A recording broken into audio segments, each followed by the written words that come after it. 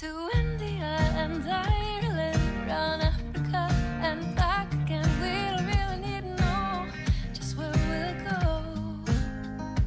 Maybe Canada, then to Brazil, then through the Alpine foothills. All I really want to know is, can we go? Oh baby, can we go? Round and around the globe. Welcome to Take Me With You, episode 131. I'm Ryan, And I'm Cheryl. We are two well-traveled people who want to go everywhere. but that's not going to happen. Instead, for the last couple of years, we've been traveling vicariously by inviting guests to share their unique travel stories with us. It's been awesome, and our podcast has been all over the globe. Now we're taking some time to revisit the Wish You Were Here segment of our show, where we each share travel attractions that we recommend. Today, the Wish You Were Here's are from Iceland. Iceland! I'm so excited!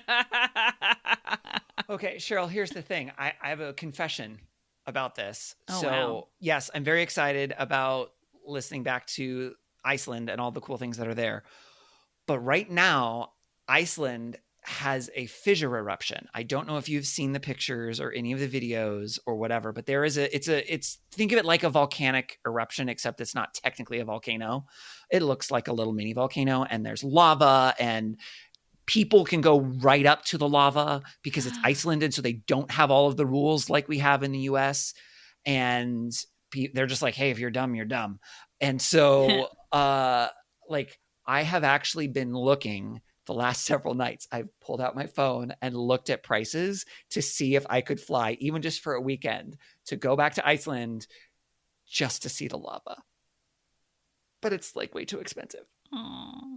But here's a question then, Yes. okay, I get the too expensive flight and everything. Time-wise, if all you had was a weekend, would it still be worth visiting Iceland? If all I had was a weekend, would it still be worth visiting Iceland? Yeah. Are you saying just in general for people, or are you saying for me to do this particular Iceland trip? Either one. I think for people, it really depends on what sorts of things you're into. Obviously, listening to the Wish You Were Here's today will give you an idea of some of the things you can see and do in Iceland. A lot of Iceland's attractions are natural in nature, right? So they're just things that are out there that you go and see or hike or appreciate or whatever. And so that's a lot of the things that are there. And if that's not your thing, then I don't think it would be worth it for you. But prior to COVID, Iceland has done a lot with their tourism board of doing it sort of as a stopover on your way to or from Europe. Yeah. Right. And so they'll let you do a layover for, I think for a while it was up to 5 days, but they would let you do a layover for no additional cost. And then you can go off and do the rest of your trip. So you could go for 24 hours if the time, worked right. If you landed in the morning and then you went and did stuff, and you could see a lot in just 24 hours. You couldn't see everything, but you could go and you could do I think it's called the Golden Circle, and you could hit a lot of the major things all in one day if you really wanted to. Wow. I'd recommend taking more time than that because there's other things, and that way you don't have to go super fast, but you could potentially do that. So you could do worth it, a weekend. Even with a limited amount of time. Oh, yes. It's so amazing. It is otherworldly. A number of the students that were on our trip described it as feeling like they were on another planet because it is so different from anything that we're used to. And then you throw on top of that right now that there is lava that you can walk up to. And I saw a YouTube video of some people who were there, and they had taken hot dogs and hot dog buns, and they set them on the recently created rocks, and they cooked them on the basically lava rock that was right there. Oh, it'd be amazing. It would be amazing. Everybody should go to Iceland. Let's go. Okay. How about you? What's yours? Yeah, so interestingly, my Wish You Were Here is also a museum. Okay. And in the same vein of what you're saying it's a museum that I think did a really good job of connecting the different pieces. So instead of it just being these isolated things, it was really interactive. So this last spring, I was in Iceland. Loved it, by the way. And there is a museum called the Lava Museum. It's relatively new. I think it's only been open for about a year. But it could possibly be the best museum I've ever been to. It was super interactive, and lots of, digital projections and things, which are great, but also like you could interact with them. You as an individual, you could like turn things and push buttons and drag things around, and it would change in response to what you did. And there were lots of things where you would like stand in a certain spot, and then it would be like telling you about the different types of earthquake waves that you can have. And you'd stand in a spot and it would shake so that you could feel what that type of earthquake wave would be like. And then you'd go stand in a different spot and it would shake the way that earthquake wave would shake. And like there were all of these things that were really interactive, and like they had all the different types of lava, not the actual lava, unfortunately. I was hoping that there was actual lava. It's the cooled lava, which we call rocks, in case you're wondering. But like they had the different types, but like you could like see them and see the differences, as opposed to just like, here's these things. They were all set up, and the lighting was super, I don't know, moody, I guess. But like it wasn't just like, here's a museum and these glass cases with things. It's like the stuff is out in front of you, and you can like, all the screens were like touch and interactive, and you could kind of go back and forth. Nice. So it was non-linear, and you could interact with it. And then there was a room where there's big giant screens, and you could choose, and you could like, they had the different volcanoes in Iceland projected, and you could choose which ones to make erupt, and then it would simulate what it would be like if that volcano erupted like right now, and the whole room would change and all these things. It was super cool. And like I took a bunch of high school students with me, and like they all agreed that it was really, really good. And so like I said, that kind of helped me figure out, like, I think the thing about a good museum is it makes those connections for you. And I think the Lava Museum, yes, I know a lot about the science, but even if you didn't, it makes those connections for you. And it sounds like what you said, right, with the 9/11 Museum. Yeah. Same sort of thing. It's going to make those connections. So I think that's the sign of a really good, worthwhile museum. So I definitely would say, wish you were here with the Lava Museum. Nice. Oh, very cool. Where in Iceland is that? Yes. I don't know. It's, I mean, that was it's like the name of a city. Oh, no. Sorry. I don't know. It's in the middle of nowhere in Iceland, which is most of Iceland. Okay. But I mean, if someone just Googled Lava Museum, like, yeah, they could find it. Multiple options. No, there aren't. It's in the southern-ish part. It's not super far from Reykjavik, the capital city. Cool. That's a good one. All right, beat that, Ryan. So I can't top that. No, I don't think I can top it. But I mean, mine's decent. I've got a good one. So mine is from Iceland, which I know Jill has been before. And so mine is, and I'm going to not say it correctly as far as the way you'd say it in Icelandic, but I'll do my best. Geysir. It's where we get the English word geyser from. I was gonna guess, so cool. Yeah, the original geyser, they say geyser, is in Iceland. And so you can actually go. It doesn't erupt anymore. Whatever's going on geologically underneath has shifted enough that the original geyser doesn't erupt, but it's still, like, the hole where the water comes up is still there, and there is still water in it, and it's still hot. And there's another geyser called Strokur that does erupt, and it erupts once every, I mean, it's not exact, it's not like clockwork, but it's, I don't know, between 1 and 7 minutes or so. Oh, cool. So, wow. So a lot, yeah. Yeah, pretty frequently. I've never been to Yellowstone, so I've never seen Old Faithful or anything like that, so I don't have anything to compare it to. But you can get up really, really close, and it's pretty cool. That's awesome. Cool. I do have follow-up questions for you. Okay. Number 1, has anyone tried to poke the geyser, and would that make it erupt again? I don't think so, seeing as the geyser is water. Okay. All right. Cool. That's fair. Yeah. Number 2, how do they know that it's the original geyser? What do you mean? Like, how do they know? Like, out of all the geysers in the world, I don't know how many Oh, geysers in the world. it may not be the original, but it's where we get the name for it from. Comes from that. okay. So the name of that geyser is geyser, that we would say in Okay. English, or geyser, right? And that is where the rest of us, for at least for English, I guess I don't know what it's Sure. called in other languages. Sure. That's where we got that word from. Was That from the makes more Icelandic sense.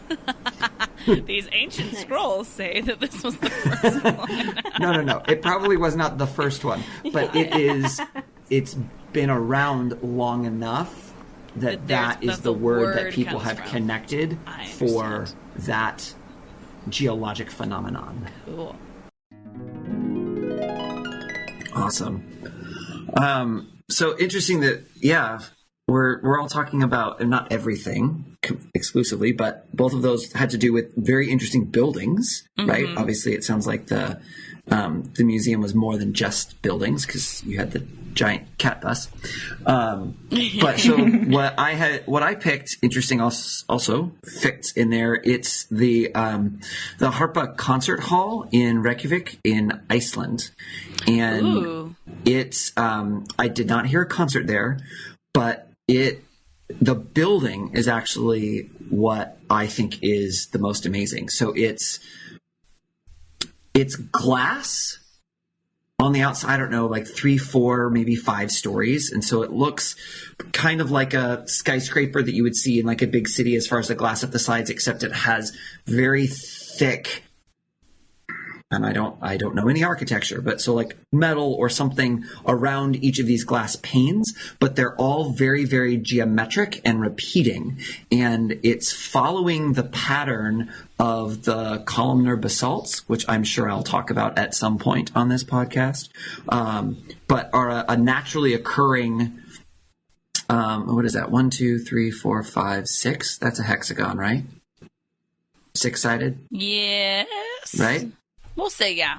Yeah, Sounds right. hexagonal rock formations, but so that all of these glass panes are all around these 6-sided shapes that keep repeating, but in different ways. And so it's all glass, but then you like cool. walk in, and there's the ceiling is the same hexagonal shape, but as mirrors. So you look up and you see this pattern in the ceiling, but then you've also got it on the side, and then the light comes through and it bends, and so you get like partial like prism kind of like rainbow parts in certain places, but not other places. It's so hard to describe. It was just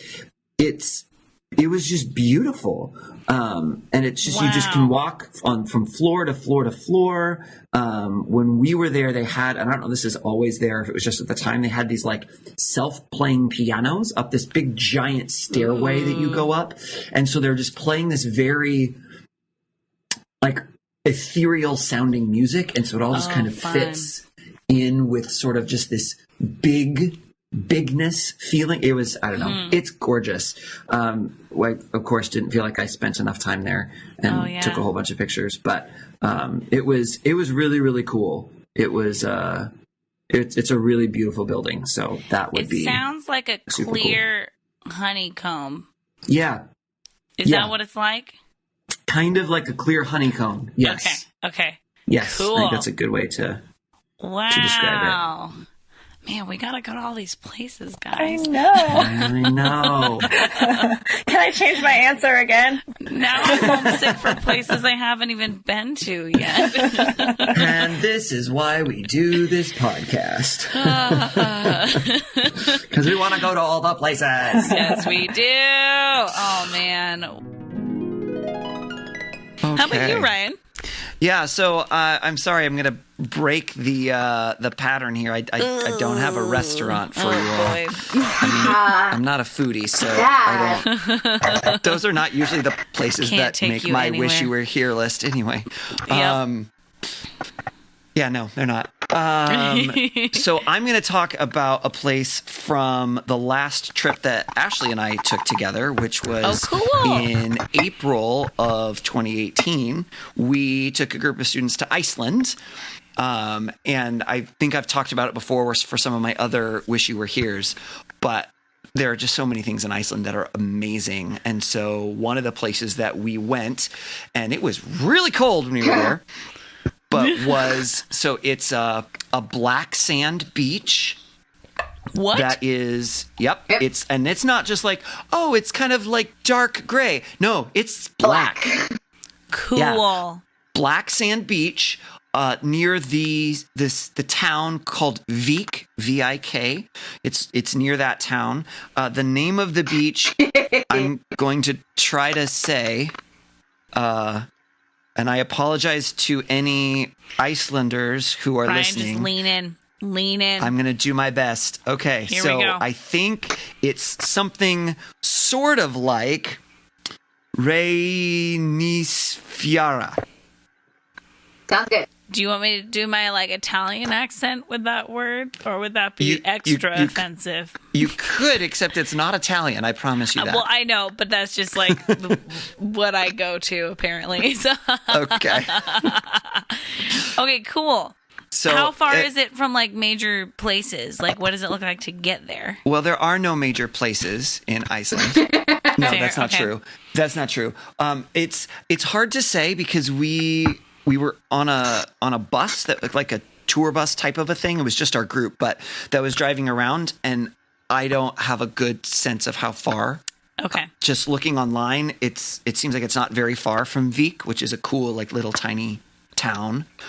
But the other thing that was cool, well, there are several things that were cool. One is that, yeah, it's actually like black sand. Cool. Two, that is also where they have what they call the columnar basalts. And it's What? so columnar Sounds means fake. it's in the shape of a column, Okay. and okay, got it. basalt is a type of rock. It's like a volcanic rock. Ooh. So these columnar basalts, so let me describe them. They are big, giant columns. So they are super, super tall, like, I don't know, 30, 40 feet? Is that accurate, Ashley? The taller ones, yeah. Wow. Like super tall, but they're geometric. So they have really, really sharp, I don't know if they were hexagonal. I think they were hexagonal. Whoa. Yeah. Really? So Yeah. and they have really, really sharp, flat sides, and so but they're these big giant columns, and some of them have like broken off partway down. So you've got some that are really tall, and other ones that are partway there, and whatever. And then they twist and they turn. So some of them are straight up and down, but then some of them like fan out in this. Wow. It's super hard to describe, but it was unbelievable, and they were gorgeous, and it's super cool. Like, I'm geeking out right with the geology, right? Like the way that they form. Wait, because it's why like do this, they form that way? Can you Yeah. explain? So, and Ashley, please jump in at any point. Oh, you're way with better at this. geology than I am. Well, I don't know about that.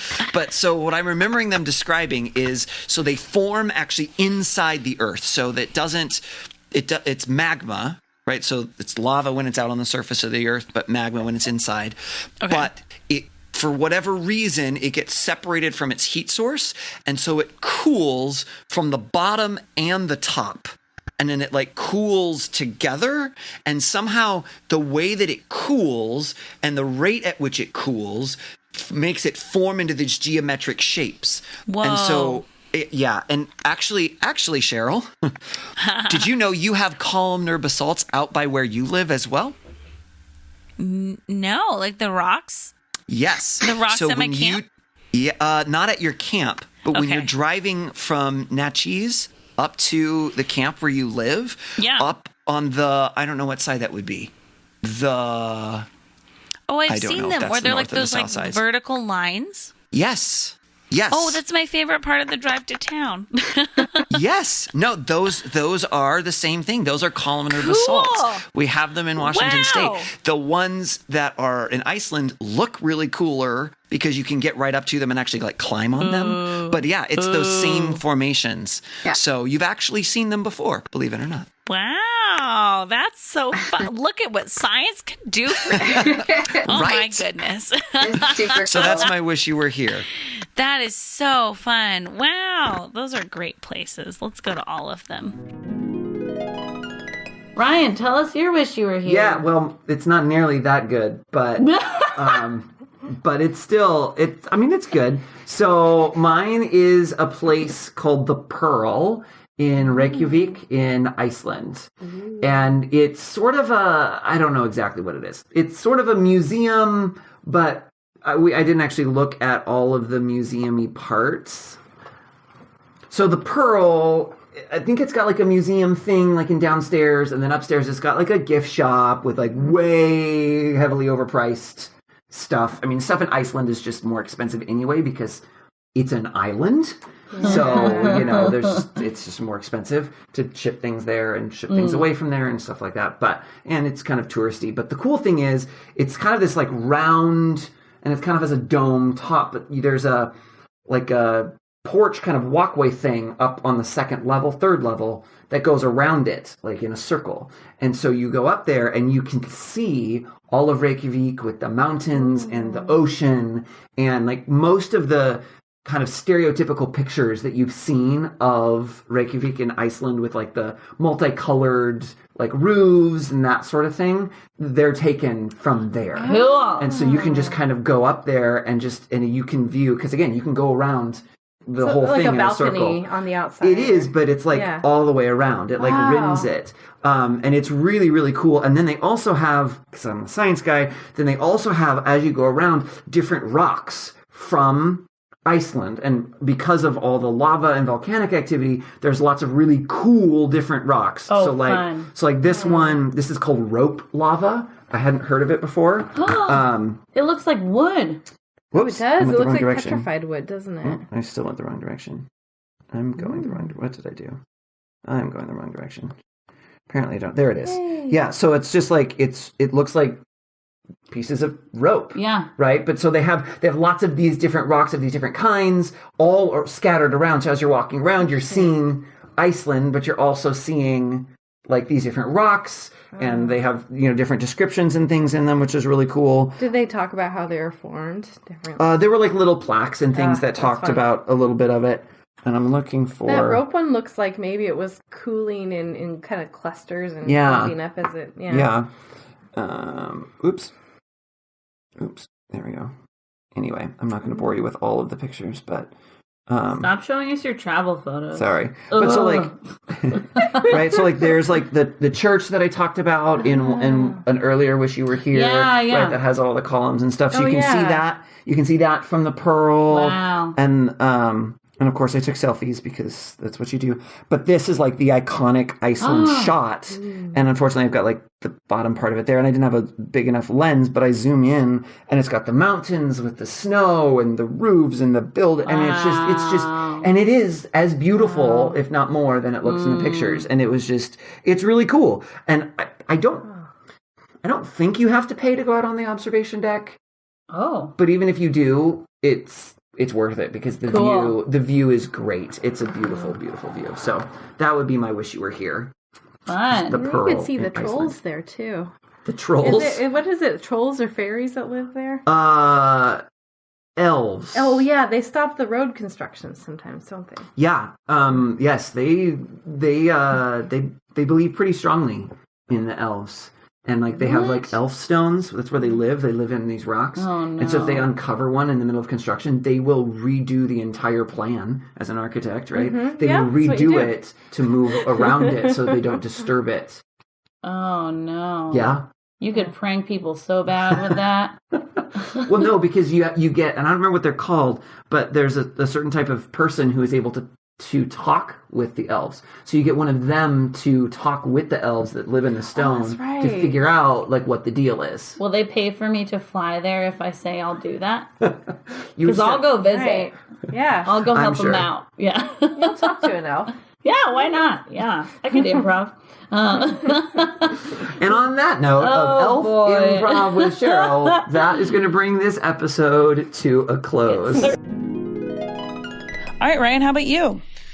So I'm going to go, for my Wish You Were Here, I'm going to go back to Iceland again. Ooh. All right. Because Iceland's amazing. So my Wish You Were Here is actually in Reykjavik, the capital, and it's the church. It's the Lutheran church that's there. And you've probably seen it in images before. It's fairly well known. I am not going to be able to pronounce it correctly. You don't speak Icelandish? That's Icelandic? I don't speak Icelandic, although I do have an Icelandic student this year. Wow. So it's That's cool. Hallgrímskirkja, something like Yep. that. Sure. You nailed it. You got it right. Wow, yeah. Good That's job. not quite it. But anyway, it's amazing. It's super, super tall.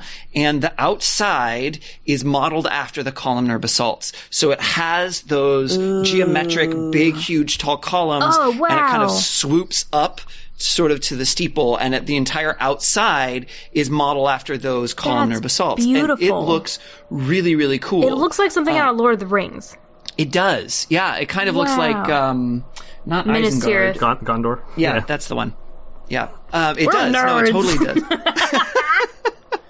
Where's the tree? Where's the white tree? Where's the drums in the deep? But and when you go References. inside, and it's because it's a Lutheran church, it's very different than a lot of other European churches. Because it's very, very sparse. There's not like a whole bunch of, there aren't icons, things aren't gold plated or whatever. But it's all either a light sort of grayish color or like a cream or white. I'm not an artist. I'm sorry, guys. But it seemed whitish to me. So like very, very just clean on the inside and very open. Which is kind of a very different sort of a feeling, whereas a lot of churches, especially the more Gothic churches, tend to be very dark feeling on the inside. Yeah. This is the very opposite. It feels very light and very bright, which was kind of cool. And then it has a really, really cool giant pipe organ in the back. Whoa. And I'm a big fan of pipe organs. So, Cool. yeah, I think it's definitely worth a trip to a Iceland? stop by. You can, pay money to go up the tower or whatever, which I didn't really do. But you just kind of go in and you can enjoy the church. Even if you just go to the outside, it's a cool building in Reykjavik. Cool. Yeah. Wow. How about you, Ryan? So for me, my Wish You Were Here is from my trip to Iceland. So one of the things in Iceland is they have their own kind of yogurt. It's called Skyr, Skyr. You can actually buy Icelandic yogurt in the grocery stores, at least here in the Seattle area. I'm guessing across the country because there's a bunch of different types of yogurts that are all popular now. You can get, Greek yogurt and French yogurt and Icelandic yogurt. And so one of the things that we did was we went to the Skyr factory. I don't know if factory is quite the right word because they weren't really making the yogurt there, but they did have sort of a history spot of kind of like, here's how it started for when they had made it. And then it was kind of like a restaurant where we had an amazing, it was a lamb dinner. It was so good. It was really, really good. And then they came and brought us the actual skyr, the yogurt, and it's different. You'll like this, Cheryl. Icelandic yogurt, it has a really, really high protein count and relatively low sugar. So it has more protein in it than it has sugar in it. So it's not particularly sweet on its own, which is nice if you're looking for something that has a lot more protein to it. Mm-hmm. But the way that they serve it is really interesting. So it comes in a bowl, just kind of like you kind of see a bowl of cereal. And so it has the yogurt kind of in the middle, and then they pour cream on it. So kind of I don't know if it's a heavy cream or not. And then they would take sugar and they would like sprinkle sugar along the top. And so then you just kind of eat it with a little bit of sugar and with that cream, because it's not, I don't know if sour isn't quite the right word because it's not exactly sour. Tangy?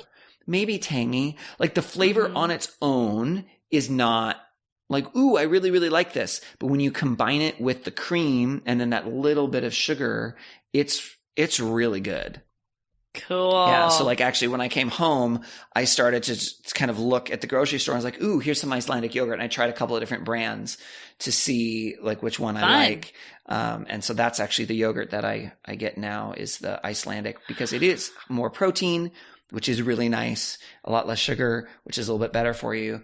And then also the flavor is it's different and I enjoy it. I mean, I still put, like granola in it and stuff like that, but so the Skyr Factory or restaurant or whatever in Iceland, it's outside of Reykjavik. It's not actually in the capital. We walked there from our hotel.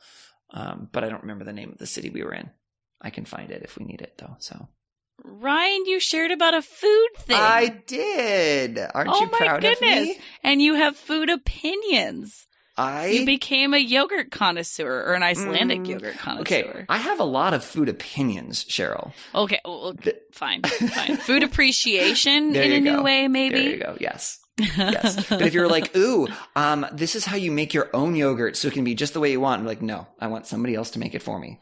Yeah. That's awesome. I love Yeah. it.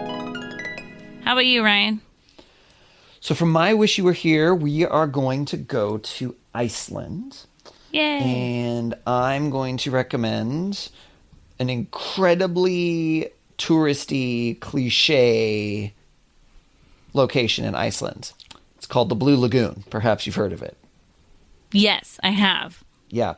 So whether or not I would actually recommend that you go there, I don't know. But it was really cool. So I'm going to talk about it. Okay. So the Blue Lagoon it's relatively near the airport. So a lot of people will stop there either right after they arrive in Iceland or right before they leave because it's a pretty good kind of stop off on the way to or from the airport. It is a geothermal bath. And I say bath not like you're taking a shower, but as in water. And the story is kind of funny because it was, I'm going to say this and it's going to sound funny. It was wastewater. I don't mean human wastewater or like animal wastewater, but they use the heated water from the earth to get electricity in Iceland. Oh, But wow. sometimes the water is too hot or they have to do something with the water once they're done with it. And it's not like it's gone through any sort of, it doesn't have chemicals in it. They've just used it for the energy and that's it. But so there was a power plant that was built and then they just kind of started pouring the extra water out into it's the black kind of lava fields. And so this water started to sort of fill it up and it has all this really fine silicate in it, which is kind of it looks kind of like a white powder. And so it kind of forms a layer on these rocks and then it kind of gives the water itself sort of this bluish hue to it. And so it's just kind of in there. So it's not natural technically because it's only there because of the wastewater that was diverted there, but it's natural in that it wasn't made for the purpose of let's have this be a hot springs. And so they've turned it into this whole spa thing. And it's not particularly cheap. And that's why I don't know that I would necessarily recommend it for the cost. But it was included in the trip that we did when we went to Iceland. And it was real nice. We did it the day that we arrived. And it was a really nice way after having been on the plane for whatever it was, 7 or 8 hours, to just kind of go there. And we just kind of got to relax in the water. It's warm. So even if it's cold out, which it often is in Iceland, the water is really warm. There's lots of different things. You can take some of the kind of the silicate mud and, put it on your face and have a facial and all those great things if you want to. And you can do all sorts of fancy things at the whole spa, or you can just kind of go in the water and kind of enjoy it. But it was really relaxing, really a really nice way to deal with jet lag. Nice. And to just kind of chill, but you're in the water, so you're not really sleepy per se, But and it's just a very different sort of feeling, because you turn and you look one way and it's the building that you enter, and you turn and look the other way and it's just these black rocks just kind of rising out of the water. And so it's very otherworldly. And Wow. the rocks are just coated with the silicate, but it kind of gives it sort of a, I don't know, not exactly slippery, but they don't quite feel like rocks, because they've got, I don't know, maybe a couple centimeters, maybe an inch worth of this silicate that kind of coats it. And as you kind of go up the side, weird. eventually it just kind of goes away and you just see the black rocks. So Wow. yeah, it's really cool. It's beautiful. It's super relaxing. I want to say it's like $100 or something like that. to Okay, get so it in. is a lot. It is not cheap, but it's very enjoyable. So I don't really do spa things, so I have no idea how much a spa would normally cost. Maybe that's normal for a spa. I'm not sure. But you can also there are other natural baths and things all throughout Iceland. And if you wanted one that was more for locals, you could totally do that. This is much more of a touristy thing. But it is really well done, and it is very enjoyable. The Blue Lagoon in Iceland. Cool. I want to go there. Okay. That sounds so smart right after being on a plane. I love Yeah. that. Yeah. That sounds great. Yeah, we were there on Easter, actually. I spent Easter in the Blue Lagoon. Wow. Yeah, That's it was very fun. cool. Well, that was fun. Yeah, it was. We would love it if you would follow us on social media. We are at Timwe Podcast. That's at TMWY for Take Me With You Podcast. We are on Facebook and Instagram and Twitter. You can also email us at timwepodcast@gmail.com. Tell us, what are your wish you were here's for this location? We would love to hear that. You can also call us and leave us a voicemail at 406-763-8699. Or if it's easier to remember, 406-POD-TIMWE. We would love it if you would rate and review our podcast to tell other people what you think about it, subscribe to make sure you don't miss an episode, and share about this episode on your social media. As always, thank you to Beth Reed Miller for the awesome artwork. You can check out more of Beth's artwork at Beth Is Something. And thank you to Erica Corbin for the use of her song Round the Globe. You can listen to Erica's music wherever music is sold or streamed. That's all we have for this episode, so until next time, remember to take me with you. Take me with you! Can we get a sailboat chasing down the sunset as we float round and round the globe? Salty air and balmy nights, guided only by the lights above, and a little love. Oh, the world is out there waiting to explore, and all our troubles here wanting